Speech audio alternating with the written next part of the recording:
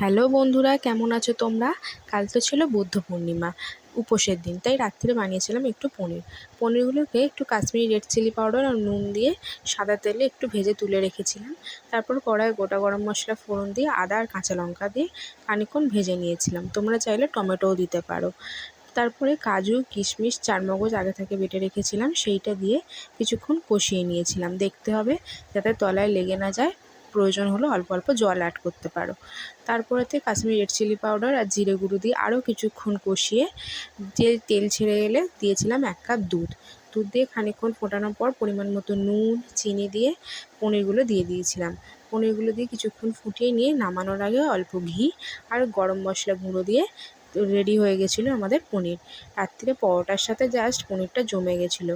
ভিডিওটা কেমন লাগলো কমেন্ট করে জানিও। ভালো লাগলে একটা লাইক অ্যান্ড সাবস্ক্রাইব করে দিও। দেখা হবে নেক্সট ভিডিওতে।